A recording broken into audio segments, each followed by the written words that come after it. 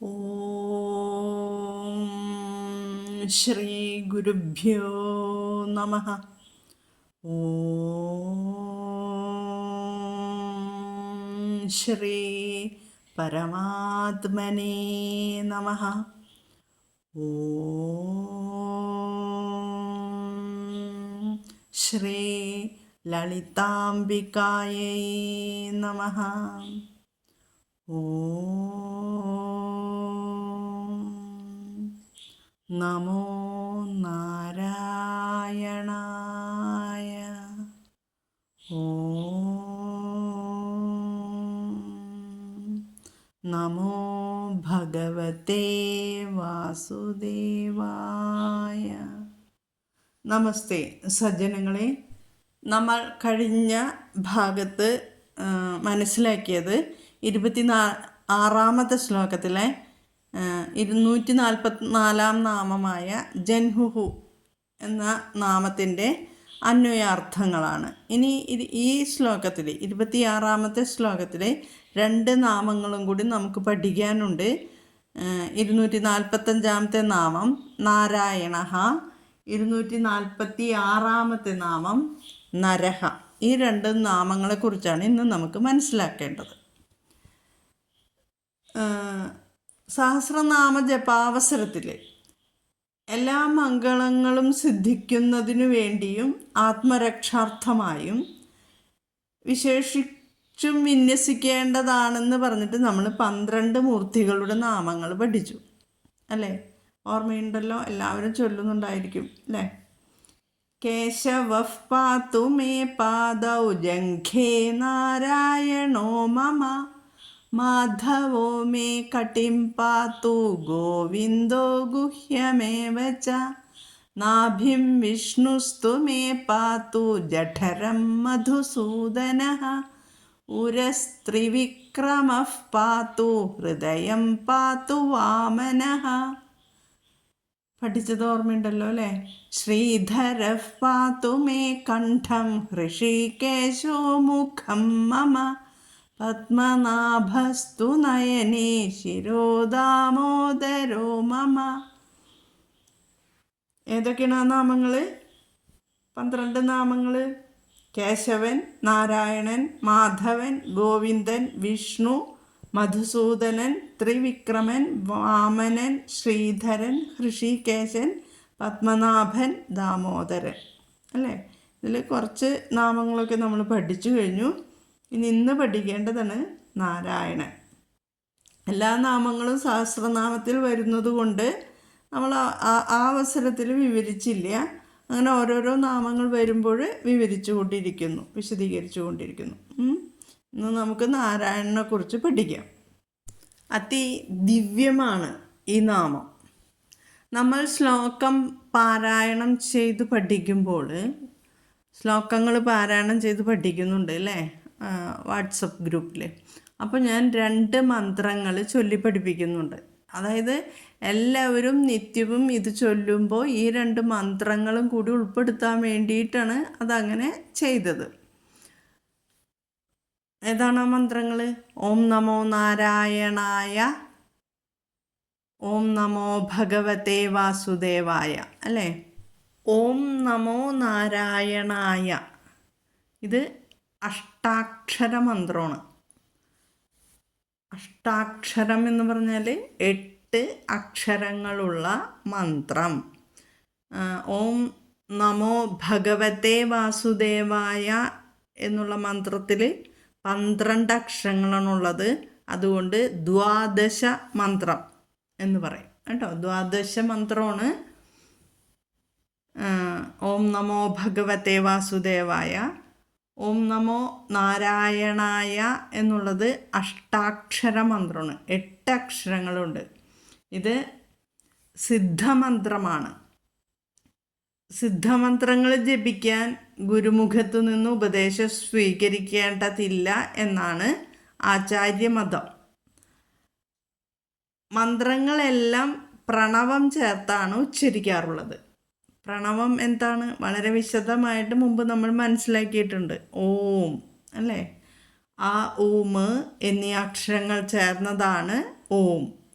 ആ വിഷ്ണുവിനെയും ഉ ശിവനെയും മാ ബ്രഹ്മാവിനെയും സൂചിപ്പിക്കുന്നു എന്ന് പറഞ്ഞു തന്നിട്ടുണ്ട്. ജാഗ്രത്, സ്വപ്ന, സുഷുപ്തി. അതാണ് ആ ജാഗ്രത്, ഓ സ്വപ്ന, മാ സുഷുപ്തി. ഇനി ഓംകാരമാത്രയെ വിശദീകരിക്കുന്നത് ആത്മഭാവങ്ങൾ. ആ എന്നുള്ളത് വൈശ്വാനരൻ, ഉ എന്നത് തൈജസൻ, മാ എന്ന് പ്രാജ്ഞൻ. ദേവത ആ വിരാട് പുരുഷൻ, ഉ ഹിരണ്യഗർഭൻ, മാ ഈശ്വരൻ. ഇത് കൂടുതൽ ആഴത്തിൽ പഠിക്കുമ്പോഴാണ് ഇതെല്ലാം എന്താണെന്ന് കൃത്യമായിട്ട് മനസ്സിലാക്കുക. നമുക്കിവിടെ അന്വയാർത്ഥം പറഞ്ഞു പോകുന്നതല്ലേ, അധികം ആഴത്തിലേക്ക് പോകേണ്ടതില്ല, വെറുതെ ഒന്ന് സൂചിപ്പിച്ചത് മാത്രം. അഷ്ടാക്ഷരി മന്ത്രമാണ് ഓം നമോ നാരായണായ എന്ന് പറഞ്ഞു അല്ലേ. അഷ്ടാക്ഷരി മന്ത്രത്തിലെ ഓരോ അക്ഷരവും അഷ്ടപ്രകൃതികളെയാണ് സൂചിപ്പിക്കുന്നത്. 8 പ്രകൃതികളെ, അതായത് പഞ്ചഭൂതങ്ങൾ. ഏതാണ്? 5 എണ്ണമാണ് പഞ്ചഭൂതങ്ങൾ. ആകാശം, അഗ്നി, വായു, ജലം, ഭൂമി. പിന്നെ 3 എണ്ണം മനസ്സ്, ബുദ്ധി, ചിത്തം. ഇവയാണ് ചേർത്താണ് 8 അഷ്ടപ്രകൃതികൾ. അഷ്ടപ്രകൃതികൾ എന്ന് പറയുന്നത് 8 പ്രകൃതികളെ സൂചിപ്പിക്കുന്നത്. അതിനാൽ ഈ മന്ത്രം ഭക്തിയോടെ ജപിച്ചു പോന്നാൽ അഷ്ടപ്രകൃതികൾ നമുക്ക് അനുകൂലമാക്കുകയും ജീവിതത്തിലെ മനഃശാന്തിയും നന്മയും രോഗശാന്തിയും ലഭിക്കുകയും ചെയ്യും. സർവ ഐശ്വര്യങ്ങളുടെയും കാരകനായ ഭഗവാൻ മഹാവിഷ്ണുവിനെ ധ്യാനിച്ചു വേണം ഈ മന്ത്രങ്ങൾ ചൊല്ലാനായിട്ട്. ഈ മന്ത്രം ജപിക്കുന്നത് മൂലം ഭക്തൻ്റെ സകല പാപങ്ങളും ഇല്ലാതാകും, കഴുകിക്കളയുമെന്നാണ് പറയപ്പെടുന്നത്. 108 പ്രാവശ്യമോ നമുക്ക് ജപിക്കാം. അതായത് രാവിലെ എഴുന്നേറ്റ് നമ്മുടെ നിത്യകർമ്മങ്ങളൊക്കെ കഴിഞ്ഞ് കുളിച്ച് കഴിഞ്ഞിട്ട് ഓം നമോ നാരായണായ എന്ന് ഭഗവാനെ മഹാവിഷ്ണുവിനെ ധ്യാനിച്ചാൽ 108 തവണ ധ്യാനിക്കുക, ഈ മന്ത്രം ഉച്ചരിക്കുക. അത് സകല പാപങ്ങളും നമ്മളിൽ നിന്ന് നശിക്കുമെന്നാണ് പറയപ്പെടുന്നത്. ഓക്കെ, ഇത് ശ്രീ മഹാഭാരതത്തിലെ 13ാം പർവമായ അനുശാസന പർവത്തിൽ 149ാമത്തെ അധ്യായത്തിലാണ് വിഷ്ണു സഹസ്രനാമം ഉൾക്കൊള്ളുന്നതെന്ന് ആരംഭത്തിൽ തന്നെ നമ്മൾ പറഞ്ഞിരുന്നു. വേദവ്യാസ ഭഗവാൻ മഹാഭാരതം തുടങ്ങുന്നത്, അതായത് ആരംഭിക്കുന്നത് നാരായണ എന്ന നാമത്തിലാണ്. 18 പർവ്വങ്ങളാണല്ലോ മഹാഭാരതത്തിലുള്ളത്. ഈ 18 പർവ്വത്തിലും ആദ്യത്തെ ശ്ലോകം നാരായണ എന്ന് തുടങ്ങുന്ന ഒരേ ശ്ലോകമാണ്. ആ ശ്ലോകം ഏതാണ്? നാരായണം നമസ്കൃത്യ നരം ചൈവ നരോത്തമം ദേവീം സരസ്വതീം വ്യാസം തതോ ജയമുദീരയേത്. ഇതാണ് ശ്ലോകം. ഈ 18 പർവ്വത്തിലും തുടക്കത്തിൽ തന്നെ ഈ ശ്ലോകമാണ് വ്യാസഭഗവാൻ എഴുതിയിരിക്കുന്നത്. അതായത് നാരായണം നമസ്കൃത്യ, നാരായണനെ നമസ്കരിച്ചു. നരം ചൈവ ച ഏവ നരം ചൈവ നരോത്തമം, നരോത്തമനായ നരനെയും നമസ്കരിച്ചു. ദേവീം സരസ്വതീം വ്യാസം തതോ ജയമുദീരയേത്, സരസ്വതീ ദേവിയെ നമസ്കരിച്ചു. പിന്നീട് വ്യാസഭഗവാനെ നമസ്കരിച്ചു. എന്നിട്ട് ജയം പറയാൻ തുടങ്ങുന്നു എന്നാണ് വ്യാസഭഗവാൻ അതിൽ എഴുതിയിരിക്കുന്നത്. നാരായണൻ സാക്ഷാൽ മഹാവിഷ്ണുവാണ്. നാരായണം നമസ്കൃത്യ. പണ്ട് ഭഗവാന് നരനാരായണ രൂപത്തിലൊരു അവതാരമുണ്ടായി. ഹിമാലയത്തിലെ ഏറ്റവും പ്രസിദ്ധമായിട്ടുള്ള മഹാവിഷ്ണു ക്ഷേത്രമാണ് ശ്രീ ബദരീനാഥ ക്ഷേത്രം. അവിടെ ധ്യാനമുദ്രയിലാണ് മഹാവിഷ്ണുവിൻ്റെ രൂപം നമുക്ക് ദർശിക്കുവാൻ കഴിയുക. നമ്മുടെ സനാതനധർമ്മത്തിൽ ക്ഷേത്രങ്ങൾ അനേകമുണ്ട്. ഇപ്പോൾ കേരളത്തിൽ തന്നെ ഏകദേശം 64,000 ക്ഷേത്രങ്ങളുണ്ടെന്നാണ് പറയുന്നത്. ഈ ക്ഷേത്രങ്ങളിൽ വെച്ച് സനാതനധർമ്മത്തിൽ ഏറ്റവും പ്രധാനമായിട്ടുള്ള ക്ഷേത്രം ഏതെന്ന് ചോദിച്ചാൽ, അതായത് നമ്മുടെ ഭാരതത്തിലുള്ള സനാതന ധർമ്മത്തിൽ ഏറ്റവും പ്രധാനമായിട്ടുള്ള ക്ഷേത്രം ഏതെന്ന് ചോദിച്ചാൽ ബദരീനാഥ ക്ഷേത്രമായിരിക്കും അത്. കാരണം ഈ ക്ഷേത്രത്തെക്കുറിച്ചും അതിൻ്റെ മാഹാത്മ്യത്തെക്കുറിച്ചും സൂചിപ്പിക്കാത്ത പുരാണ ഗ്രന്ഥങ്ങളോ ഇതിഹാസ ഗ്രന്ഥങ്ങളോ ഇല്ലെന്ന് പറയാം. ആ ക്ഷേത്രം സ്ഥിതി ചെയ്യുന്നത് നരനാരായണ ഋഷിമാർ തപസ്സു ചെയ്തിരുന്ന സ്ഥലത്താണ്. അപ്പോൾ വ്യാസഭഗവാൻ പറയുന്നു, നാരായണനെയും നരനെയും നമസ്കരിച്ചുകൊണ്ട്, ഉത്തമനായ നരനെയും നമസ്കരിച്ചുകൊണ്ട് വിദ്യയുടെ അധിഷ്ഠാന ദേവതയായ സരസ്വതീ ദേവിയെയും നമസ്കരിക്കുക. പിന്നെ സർവഗുരുക്കന്മാരുടെയും ഗുരുവായ വേദവ്യാസനെയും നമസ്കരിച്ചുകൊണ്ട് ജയം ഉദീരയേത്, ജയത്തെ പറയുന്നു എന്നാണ് വ്യാസഭഗവാൻ ആദ്യം തന്നെ മഹാഭാരതത്തിൽ കുറിച്ചിരിക്കുന്നത്. വിജയത്തെ ആഘോഷിച്ചുകൊണ്ട് ജയം ഘോഷിക്കുന്നു. ജയ് ഹനുമാൻ, ജയ് ശ്രീരാമചന്ദ്ര പ്രഭു എന്നൊക്കെ പറയില്ല, അതുപോലെ ജയം. അതല്ല, വേറൊരർത്ഥമുള്ളത് ഇവിടെ. മഹാഭാരതത്തിൻ്റെ ആദ്യത്തെ പേര് ജയം എന്നായിരുന്നു. പിന്നീട് ഭരതവംശം വന്നതുകൊണ്ട് ഭാരതം എന്ന് ജയം മാറി ഭാരതം എന്നായി. പിന്നീട് ഇത് മഹാഭാരതം എന്നും, അതായത് മഹത്വമായ ഗ്രന്ഥം, ബൃഹത്തും ആയതുകൊണ്ട് ഇതിനെ മഹാഭാരതം എന്ന് പേര് വന്നു. ഇതാണ്, അതായത് നരനാരായണന്മാരെ കുറിച്ചാണ് നമ്മളിപ്പോൾ പറയുന്നത് അല്ലേ. അതിലെ ഇടയിൽ ബദര്യാശ്രമത്തിൽ, അതായത് നരനാരായണന്മാർ തപസ് ചെയ്തിരുന്നു എന്നുള്ളത് സൂചിപ്പിച്ചതാണ്. ഇനി നമുക്ക് ഈ നാരായണ നാമത്തിൻ്റെ അർത്ഥം, അന്വയാർത്ഥങ്ങൾ കുറച്ചധികമുണ്ട്. അർത്ഥം നമുക്ക് കുറച്ച് സമയത്തിനുള്ളിൽ പറഞ്ഞു തീർക്കാവുന്ന വിധം സൂചിപ്പിക്കാം. നാരത്തിൽ അയനം ചെയ്യുന്നതിനാൽ നാരായണൻ ഒരർത്ഥം. നാരം ജലം, അയനം എന്ന് പറഞ്ഞാൽ നമ്മൾ മനസ്സിലാക്കിയിട്ടുണ്ട് ഗതി, സഞ്ചാരം, പ്രാപ്യസ്ഥാനം, വീട്. പിന്നെ അയനം, ദക്ഷിണായനം, ഉത്തരായനം, അതെല്ലാം ഞാൻ പറഞ്ഞു തന്നിട്ടുണ്ട്. ഇവിടെ മഹാവിഷ്ണു ജലത്തിൽ ശയിക്കുന്നതിനാൽ നാരായണൻ എന്ന് നാമം. പിന്നെയുണ്ട് നാരത്തിനർത്ഥം.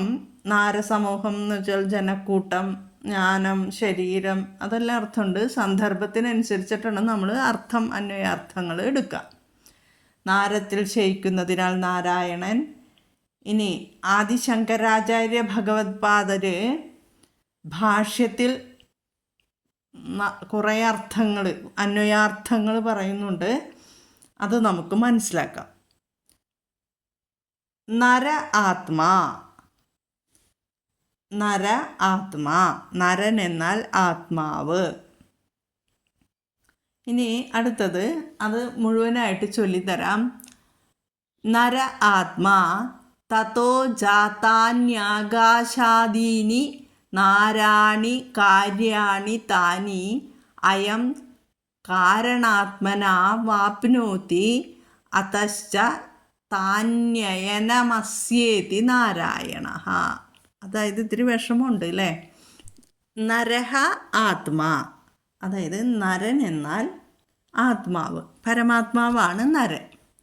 തതോ ജാത്യാനാകാശാദീനി നാരാണി, എന്താണ്? അതിൽ നിന്നുണ്ടാക്കുന്ന തത്തോ ജാത്യാനി, അതിൽ നിന്നുണ്ടാക്കുന്ന ആകാശാദികൾ, ഇവയെ നാരങ്ങൾ എന്നാണ് പറയുക. നാരങ്ങൾ എന്നാണ് പറയുക.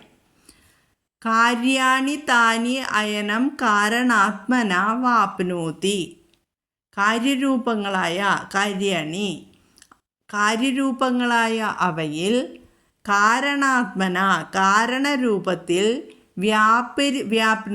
വ്യാപരിക്കുന്നതിനാൽ അതശ്ച താനി അയനം അസ്യൈതി നാരായണ, ഭഗവാന് അവ അയനമാകുന്നു, അതിനാൽ നാരായണൻ. ചുരുക്കി പറഞ്ഞാൽ പരമാത്മാവ് പഞ്ചഭൂതങ്ങളെ സൃഷ്ടിച്ച്, പഞ്ചഭൂതങ്ങളെല്ലാം വ്യക്തമായിട്ട് പഠിപ്പിച്ചിട്ടുണ്ട്. ആകാശം, അഗ്നി, വായു, ജലം, ഭൂമി, ഇതാണ് പഞ്ചഭൂതങ്ങൾ. അവയെ സൃഷ്ടിച്ചിട്ട് പ്രപഞ്ച സൃഷ്ടി നടത്തി അതിൽ താൻ തന്നെ പ്രവേശിച്ചിരിക്കുന്നു. നാരങ്ങളെ ഉദ്ഭവിപ്പിക്കുക, നിയന്ത്രിക്കുക, ചിട്ടപ്പെടുത്തുക, ഇവ ചെയ്യുന്നവനാണ് നാരായണൻ. ഇതാണ് പറയുന്നത്. ഇനി യജുർവേദാരണ്യകത്തിൽപ്പെട്ട ഒരു ഉപനിഷത്തായ നാരായണോപനിഷത്തിലെ ഒരു മന്ത്രം ശ്രദ്ധിക്കാം. യച്ച കിഞ്ചിത് ജഗത്യസ്മിൻ ദൃശ്യത്തെ ശ്രൂയതേപി വാ അന്തർബഹിശ്ച തത്സർവം വ്യാപ്യ നാരായണസ്ഥിതഃ. അതായത് അസ്മിൻ ജഗതി, ഈ ലോകത്തിൽ, യത് ച കിഞ്ചിത്ത് എന്തെല്ലാം വസ്തുക്കൾ ദൃശ്യത്തെ കാണപ്പെടുന്നുവോ, ശ്രൂയതേപിവ കേൾക്കപ്പെടുകയും ചെയ്യുന്നുവോ, തത്സർവം അതെല്ലാം, അന്തർബഹിശ്ച അകത്തും പുറത്തും, വ്യാപിച്ചിട്ട്, നാരായണൻ സ്ഥിതി ചെയ്യുന്നു. അതായത് ഈ ജഗത്തിൽ എന്തെല്ലാം കാണുകയും കേൾക്കുകയും ചെയ്യുന്നുണ്ടോ അതിൻ്റെ എല്ലാം ഉള്ളിലും പുറത്തും വ്യാപിച്ചിട്ട് നാരായണൻ സ്ഥിതി ചെയ്യുന്നു. അപ്പോൾ നാരായണൻ സ്ഥിതി ചെയ്യുന്നത് മഹാനാരായണോപനിഷത്തിലാണ് കേട്ടോ ഇത് പറയുന്നത്. നാരായണൻ സ്ഥിതി ചെയ്യുന്നത് ഈ ജഗത്തിൻ്റെ എന്തെല്ലാം കാണുകയും കേൾക്കുകയും ചെയ്യുന്നുണ്ടോ അതിൻ്റെ എല്ലാം ഉള്ളിലും പുറത്തും സ്ഥിതി ചെയ്യുന്നു. അതാണ് ഈ ശ്ലോകത്തിൽ പറയുന്നത്. ഇപ്പോൾ വിവിധ സ്വർണ്ണാഭരണങ്ങളിൽ, അതായത് മാല, വള, കമ്മൽ, മോതിരം എന്നിവയെല്ലാം സ്വർണം തന്നെയാണ് അല്ലേ? ആ സ്വർണം, വിവിധ ആഭരണങ്ങൾ, നാമങ്ങൾ മാത്രമേ വ്യത്യസ്തമുള്ളൂ. സ്വർണ്ണമാണ്. മാലയായാലും വളയായാലും കമ്മലായാലും മോതിരമായാലും അത് സ്വർണ്ണമാണ്. അപ്പോൾ സ്വർണ്ണാഭരണങ്ങളിൽ സ്വർണത്തെ പോലെ, അങ്ങനെയാണ് ഭഗവാന്റെ നാരായണൻ്റെ സ്ഥിതി. ഈ പ്രപഞ്ചം മുഴുവൻ നാരായണമയമാണെന്ന് അർത്ഥം. സർവം ഖലിതം ബ്രഹ്മ, ബ്രഹ്മവും നാരായണനും ഒന്നു തന്നെ. ഇതെല്ലാം ആദ്യം വിശദീകരിച്ചിട്ടുണ്ട്. ബ്രഹ്മത്തെക്കുറിച്ച് പഠിച്ചപ്പോൾ ഇതെല്ലാം നമ്മൾ വിശദീകരിച്ചിട്ടുണ്ട്. ഇനി മനുസ്മൃതിയിൽ പറയുന്നതൊന്ന് നോക്കാം. ആപോ നാര ഇതി പ്രോക്ത ആപോ വൈ നരസൂനവഃ താ യദസ്യായനം പൂർവം തേന നാരായണ സ്മൃതഃ. മനുസ്മൃതിയിലാണ്. ആപഹ എന്ന് പറഞ്ഞാൽ ജലം. ജലത്തെ നാരം എന്ന് പറയുന്നു. എന്തെന്നാൽ അത് പരമാത്മാവിൻ്റെ സന്തതിയാകുന്നു. തായദസ്യായനം പൂർവം, ആ ജലം മുമ്പ് പരമാത്മാവിൻ്റെ ആസ്ഥാനമാകുന്നു, അയനമാകുന്നു. തേന നാരായണ സ്മൃതഃ, അതിനാൽ അദ്ദേഹത്തെ നാരായണൻ എന്ന് പറയുന്നു. ജലം ഭഗവാൻ സ്ഥിതി ചെയ്യുന്നു. ജലം മുമ്പ് പരമാത്മാവിൻ്റെ അയനമാകുന്നു, ആസ്ഥാനമാകുന്നു എന്ന് പറഞ്ഞതെല്ലാം മനസ്സിലായിട്ടുണ്ടാവുമല്ലോ അല്ലേ? അതായത് വിരാട് പുരുഷൻ അണ്ടം പിളർന്ന് പുറത്ത് വന്നപ്പോൾ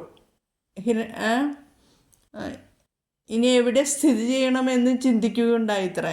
അതനുസരിച്ച് അവിടുന്ന് ജലം സൃഷ്ടിച്ചു.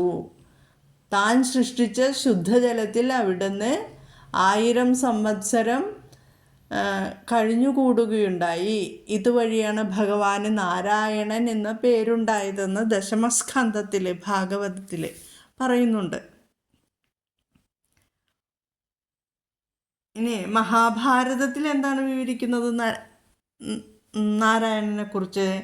നരാജാതാനി തത്വാനി നാരായണീതി വിദുർബുധാഹ താന്യേവ ചായനം തസ്യ തേന നാരായണ സ്മൃതഃ. ഇതെല്ലാം പറഞ്ഞു തരുന്നത് എന്താണെന്നോ?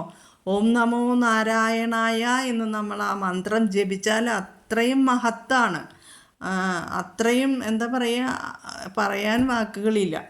അതുകൊണ്ടാണ് കേട്ടോ ഇത് മുഴുവൻ നിങ്ങൾക്ക് പറഞ്ഞ് മനസ്സിലാക്കി തരുന്നത്. തത്വങ്ങൾ എല്ലാം നരനിൽ നിന്നും ഉണ്ടായവയാണ്. അതിനാൽ അവ നാരങ്ങൾ എന്ന് അറിയപ്പെടുന്നു. നരാജാതാനി തത്വാനി, തത്വങ്ങളെല്ലാം നരനിൽ നിന്നുണ്ടാകുന്നു. അതായത് പരമാത്മാവിൽ നിന്നാണ് മഹത്വാദി തത്വങ്ങൾ ഉണ്ടാകുന്നത്. അതിൽ നിന്നാണ് ബാക്കിയെല്ലാം ഉണ്ടായിട്ടുള്ളത്. നാരങ്ങൾ നേരത്തെ പറഞ്ഞു തന്നു നാരങ്ങൾ എന്താണെന്നുള്ളത്. പഞ്ചഭൂതങ്ങളെല്ലാം കൂടിയതാണ് നാരങ്ങൾ എന്നറിയപ്പെടുന്നത്. താന്യേവ ചായനം തസ്യ, ഭഗവാന്റെ അയനവും അതുതന്നെയാവുന്നു. അതിനാൽ ഭഗവാൻ നാരായണനാകുന്നു എന്നാണ് മഹാഭാരതത്തിൽ പറഞ്ഞിരിക്കുന്നത്. പ്രളയകാലത്തിൽ നാരങ്ങൾ എന്ന് വെച്ചാൽ ജീവനുകളുടെ അയനമാകയാൽ നാരായണൻ. പ്രളയകാലത്ത് ഭഗവാൻ എല്ലാറ്റിനെയും തന്നിൽ ലയിപ്പിക്കും അല്ലേ? എന്നിട്ട് അതുകൊണ്ടാണ് ഭഗവാനെ പ്രളയകാലത്തിൽ നാരങ്ങളുടെ അയനമാകയാൽ നാരായണൻ എന്ന് പറയുന്നത്. ജീവന്മാരുടെ അയനം ആയിരിക്കുന്നവൻ നാരായണൻ. ഇത്രയാണ് ഇതിലുള്ളത്. പിന്നെ തൈത്തിരീയോപനിഷത്തിൽ ബ്രഹ്മവർത്തകത്തിൽ അങ്ങനെ നാരായണനെ കുറിച്ച് കുറേ എല്ലാ അർത്ഥങ്ങളും പറയാൻ നിന്നാൽ ശരിയാവില്ല. പുരാണത്തിൽ നാമരൂപാത്മകമായ സമസ്ത പ്രപഞ്ചവും പ്രളയജലത്തിൽ ജയിച്ചപ്പോൾ സർവേശ്വരനായ ഭഗവാൻ അത്യദ്ഭുതമായ ഒരു ശിശുരൂപം ധരിച്ച് ഒരു ആലിലയിൽ പ്രളയജലോപരി ശയിക്കുന്നുണ്ട്. മാർക്കണ്ഡേയ ഋഷിയുടെ കഥ ഞാൻ പറഞ്ഞു തന്നിട്ടുണ്ട്. മാർക്കണ്ഡേയ ഋഷിക്ക് മായാവൈഭവം കാണിച്ചു കൊടുക്കുന്നുണ്ട് ഭഗവാൻ. കവി പാടിയിട്ടുണ്ട്, ഭാഗവതത്തിൽ പറയുന്നുണ്ട്, ചാർവങ്കുലീഭ്യാം പാണിഭ്യാം ഉന്നീയ ചരണാംബുജം മുഖേ നിധാന വിപ്രേന്ദ്രോ ധയന്തം വീക്ഷ വിസ്മിത എന്ന് ഭാഗവതത്തിൽ പറയുന്നു. അതായത് മനോഹരങ്ങളായ അങ്കുലയങ്ങളോടു കൂടിയ 2 കൈകളാൽ ചരണാംബുജം താമരപ്പൂവിന് തുല്യമായ പാദത്തെ ഉന്നീയ ഉയർത്തിയിട്ട് മുഖേ നിധായ മുഖത്തിൽ വെച്ചിട്ട് ധയന്തം പാനം ചെയ്തും വീക്ഷ്യ കണ്ടിട്ട് വിസ്മിത ആശ്ചര്യയുക്തനായി. ആര്? മാർക്കണ്ഡേയൻ മായവൈഭവം കാണിച്ചപ്പോൾ. അത് ഭാഗവതത്തിൽ പറയുന്നതാണ്. ഇനി ഇതിനനുസരിച്ചിട്ട് കവികൾ പാടി, ഖരാരവിന്ദേന പദാരവിന്ദം മുഖാരവിന്ദേ വിനിവേശയന്തം വടസ്യ പത്രസ്യ പുടേശയാനം ബാലം മുകുന്ദം മനസാ സ്മരാമി. താമരപ്പൂവിന് സദൃശമായ കൈകളെ കൊണ്ട് താമര സദൃശ്യമായ തൃക്കാലിൻ്റെ പെരുവിരൽ തിരുമുഖത്തിൽ വെച്ചുകൊണ്ട് വടവൃക്ഷത്തിൻ്റെ ഇലയിൽ ഇരിക്കുന്ന മുകുന്ദനായ ബാലനെ ഞാൻ ഇതാ ധ്യാനിക്കുന്നു അല്ലേ? കരാരവിന്ദേന പദാരവിന്ദം എല്ലാവർക്കും അറിയാതെ, ഞാൻ ഇനി കൂടുതൽ അതിനെക്കുറിച്ച് പറയുന്നില്ല. ഇനി നാരസിംഹ പുരാണത്തിൽ പറയുന്നതും കൂടി പറഞ്ഞിട്ട് നാരായണൻ്റെ അർത്ഥം അവസാനിപ്പിക്കുകയാണ്. നാരസിംഹ പുരാണത്തിൽ പറയുന്നത്, നാരായണായ നമ ഇത്യയമേവ സത്യ സംസാരഘോരവിഷസംഹരണായ മന്ത്രഃ ശൃണ്വന്തി ഭവ്യമതയോ യതയോസ്തരാഗാ ഉച്ചൈസ്തരാമുപദിശ്യാമ്യഹമൂർധബാഹുഃ.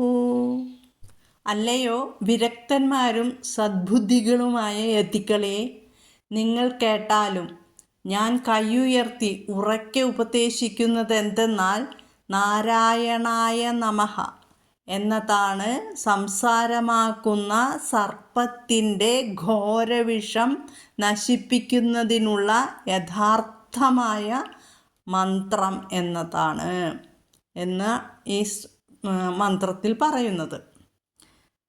ഇതിൽ നിന്നും മനസ്സിലായത് എന്താണ്? ഓം നമോ നാരായണായ എന്ന അഷ്ടാക്ഷര മന്ത്രത്തിൻ്റെ അത്യത്ഭുതകരമായ സവിശേഷത. എന്തുകൊണ്ടാണ് ഓരോ 3 ശ്ലോകം ചൊല്ലുന്നതിന് മുമ്പും ഈ അഷ്ടാക്ഷര മന്ത്രം ചൊല്ലിപ്പിക്കുന്നതെന്ന് മനസ്സിലായില്ലേ? നിങ്ങളുടെ ഹൃദയത്തിൽ അല്ലെങ്കിൽ ബുദ്ധിയിൽ, ബോധത്തിൽ ഉറയ്ക്കണം ഈ മന്ത്രം. എത്രയോ തവണ ജപിക്കുന്നു അത്രയും ഉത്തമം. ഇനി അടുത്തൊരു നാമം കൂടിയുണ്ട് ഈ ശ്ലോകത്തിൽ. 246-ാമത്തെ നാമം നരഹ. നരഹ എന്നാൽ നയതി ഇതി നരഃ പ്രോക്തഃ പരമാത്മാ സനാതനഃ. ഇതാണ് വ്യാസവചനമാണിത്. നയിക്കുന്നവൻ ആകയാൽ സനാതനനായ പരമാത്മാവിനെ നരൻ എന്നു പറയുന്നു എന്ന വ്യാസവചനമനുസരിച്ച് ഭഗവാൻ നരനാക്കുന്നു. ഇതാണ് ഈ നരശബ്ദത്തിൻ്റെ അർത്ഥം. ഇതോടുകൂടി 26-ാമത്തെ ശ്ലോകത്തിലെ എല്ലാ നാമങ്ങളുടെയും അന്വയാർത്ഥങ്ങൾ നമ്മൾ പഠിച്ചു കഴിഞ്ഞു. ഇനി 27-ാമത്തെ ശ്ലോകത്തിൻ്റെ അന്വയാർത്ഥം അടുത്ത ഭാഗത്തിൽ നമുക്ക് ശ്രദ്ധിക്കാം. എല്ലാവർക്കും ജഗദീശ്വരൻ്റെ കൃപാകടാക്ഷം ലഭിക്കുവാൻ പ്രാർത്ഥിച്ചുകൊണ്ട് നിർത്തുന്നു. ഓം ശ്രീ ഗുരുഭ്യോ നമഃ. ഹരി ഓം. ഓം തത്സത്ത്. പ്രത്യേക അറിയിപ്പ്: വിഷ്ണു സഹസ്രനാമ സ്തോത്ര പഠനത്തിൻ്റെ വാട്സപ്പ് ഗ്രൂപ്പിൻ്റെ 6-ാമത്തെ ഗ്രൂപ്പ് തുടങ്ങുകയാണ്. വിഷ്ണു സഹസ്രനാമം അക്ഷരസ്ഫുടതയോടുകൂടി ചൊല്ലി പഠിപ്പിക്കുന്ന ഗ്രൂപ്പാണ്. അതിൽ ചേരാൻ താല്പര്യമുള്ളവർക്ക് ഡിസ്ക്രിപ്ഷനിൽ വാട്സപ്പ് ഗ്രൂപ്പിൻ്റെ ലിങ്ക് ഇടുന്നുണ്ട്. ചൊല്ലി പഠിക്കാൻ താല്പര്യമുള്ളവർക്ക് ചേരാം. ഹരേ കൃഷ്ണ.